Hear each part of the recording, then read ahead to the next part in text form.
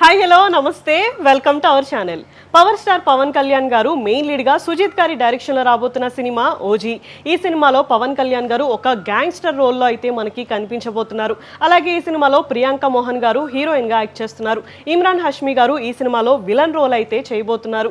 ఈ సినిమా ఎప్పుడో రిలీజ్ అవ్వాలి, కానీ పవన్ కళ్యాణ్ గారు బిజీగా ఉండడం వల్ల ఈ సినిమా రిలీజ్ అనేది పోస్ట్ పోన్ అవుతూ వస్తుంది. ఫైనల్గా ఈ సినిమాకి డేట్స్ ఇచ్చారు పవన్ కళ్యాణ్ గారు. అంతేకాకుండా ఈ సినిమా సెప్టెంబర్ 25న రిలీజ్ అవ్వబోతుంది అని రీసెంట్గా సోషల్ మీడియాలో అఫీషియల్ అనౌన్స్మెంట్ చేశారు డైరెక్టర్ సుజిత్ గారు.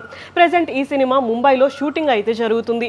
ప్రెసెంట్ పవన్ కళ్యాణ్ గారికి అండ్ ఇమ్రాన్ గారికి మధ్యన ఫైటింగ్ సీన్స్ అయితే జరగబోతున్నాయి అని తెలుస్తుంది. అయితే అంతా బాగుంది అన్న టైంకి ఇప్పుడు మళ్ళీ ఈ సినిమా షూటింగ్కి ఒక బ్రేక్ అయితే పడింది.